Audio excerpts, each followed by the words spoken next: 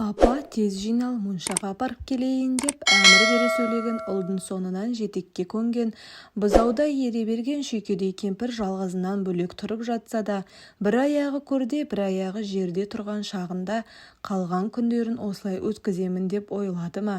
Жәмиға апа кезінде бір ауылдың үлкен кішісін түгел ауызбіршілікке, бітімгершілікке шақырып, тентегін тезге салып отыратын көшелі жан болған.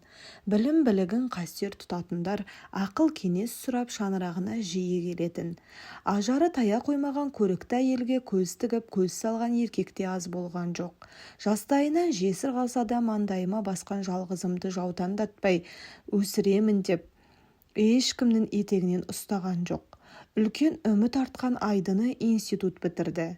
Міне өз қолы өз аузына жетті деген осы деп жүрегі жарыла қуанып, марқұм отағасының осы сәтті көре алмай кеткенін ойлап қамықты.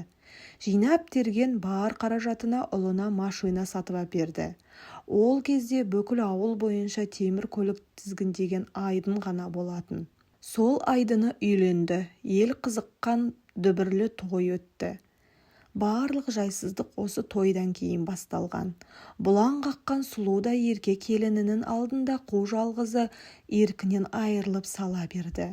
Даңғарадай 4 бөлмелі пәтерде үшеу-ақ тұрса да байғұс кемпір көзге шыққан сүйелдей артық адам болады да тұрады. Бірде айналайын, Айдын жұмыстан келетін уақыт таяды, бірдене шыжғырып жібере ғой дегені сол, отыр қақпасы өзім білемін деп оқыс шекіріп жіберді келіні.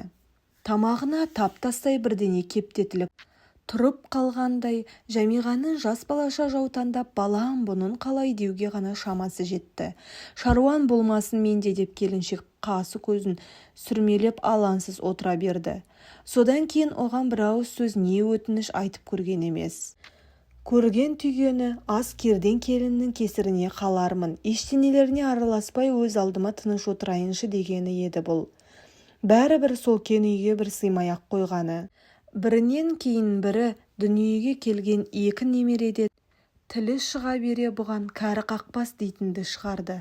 Бірақ ұлына тіс жарып ештеңе айтпады. Маған бола шан-шұн болып айқайласып, үйдің берекесін алып араздасып жатпасыншы деп арызданбады. Апа, менің танысымның орталықта жекешеленген жатақханада бір бөлмесі бар. Сонда тұрсаң қайтеді, өзіңмен өзің боласың дегендей. Қазір өзіңіз білесіз ғой, бизнесмен де оңды болмай тұр. Кейін өзіңізге ыңғайлы пәтер сатып алып беремін. Әлгі бөлменің ыстық суық суы да ішінде әжетханасы да бар деп күмілжіді баласы.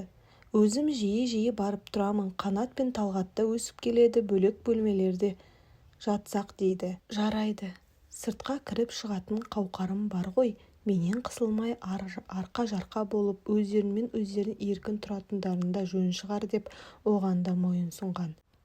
Сөйтіп, жатақхананың бір ұядай бөлмесіндегі ұйқысыз, мазасыз ойлары бір-бірімен мүйіздескен түндері де басталған. Алғашқы айда аптасына бір рет келіп тұратын ұл кейін төбе көрсетуді сиретті. Ал келін мен немерелер ат ізінде салған емес. Оған ренжіген Жәмиға жоқ, жалғызымның өмірі жақсы болса, соғанда тәубемді айтамын деп аналық тілеуімен таңын атырып, күнін батырып, қонторғай тіршілігін кешіп жүріп жатты.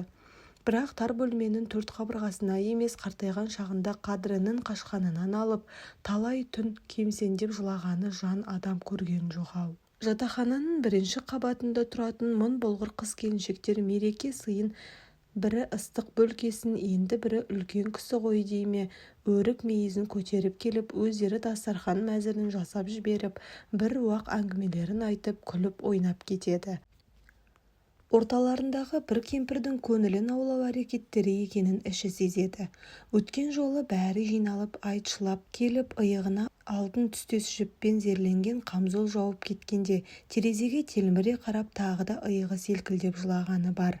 Тар құрсағын кенітіп, жатырын жарып шыққан жалғызынан көрмеген жылылықты өзгелерден тапқанына әлі де қадірінің бар екенін сезініп, көңілінің босағаны шығар бәлкім.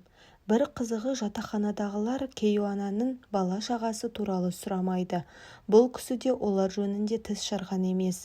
Осы үнсіздік ақ талай жайды аңғартатынын екі жақта іштей сезеді. Есік алдында үнемі ой үстінде отыратын сол кемпірден көршілері бір кеште көз жазып қалды. Моншаға кеткен Жәмиға оралмады. Оны ұлы моншаға емес қарттар үйіне өткізуге алып шыққан болатын.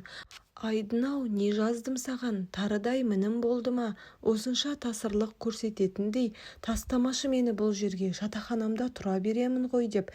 Кемпір оны білегінен тастай қып құшақтап алып жібергісі жоқ.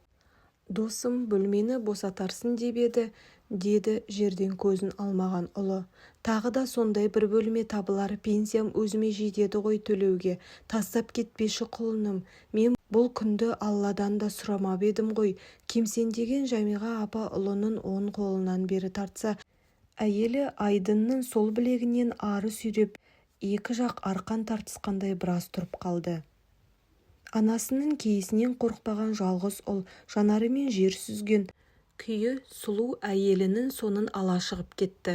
Ал шешесі әжім аяусыз торлаған бетін жуған көз жасын тоқтата алмай, екі иығы тоқтаусыз селкілдей жылап, басындағы жаулығы да жерге сыпырылып түсіп, аппақ шашы қобырап, қарттар үйі күтушісінің иығына сүйеніп қала берді. Бір адам ұлы ұстазға келіп, мен Алланы шын беріле сүйгім келеді, маған сол жолды көрсетіңізші дейді. Ұстаз одан, сен бір әйелді немесе баланы мейірлене шын ықыласпен сүйіп көрдің бе деп сұрайды. Бұл мені қызықтырмайды, маған Аллаға апарар жолды көрсетіңізші дейді әлгі адам өзеуреп. Сонда еңкілдеп жылап қоя берген ұстаз, бұл жол саған жабық, сен алдымен әйел ананы сүюге тиіссің, бұл алғашқы баспалдақ, ал Алла сенің жолындағы ең соңғы саты. Сен болсан алғашқы баспалдақты баспай тұрып, ең биік сатыға ұмтыласың. Анаға деген махаббат кез келген істің, кез келген жолдың алғашқы сатысы деп жауап берген екен. Ал ұлы абай 29-шы қара сөзінде қазақтың ата-анадан мал тәтті, алтын үйден жан тәтті деген мақалын әке-шешеден мал тәтті көрінетін тұғын ан тұрғанның тәтті дерлік не жаны бар? Ата-анасын малға сатпақ ең арсыздың қылығы емес пе? Әке-шеше шамасы келсе, мехнаттанып мал жиса да, дүниелік жинаса да, артымдағы балаларыма қалсын дейді. Ол ата-анасын сатқан соң Құдайға дұшпандық іс емес пе деп сынайды. Ащы сын, қарттар үйі деген бұрын біздің ұғымымызда да жоқ еді. Өкінішке орай соңғы кезде ұл қызы тұрғанда, айдың күннің аманында мемлекеттің қазаны мен шөмішіне күні қарап, жалғыздық жанын тоңдырған, қалт-құлт еткен сәттерін қазынаның үйінде өткізіп жатқан Жәмиға кемпір сияқты қарияларымыз көбейіп барады.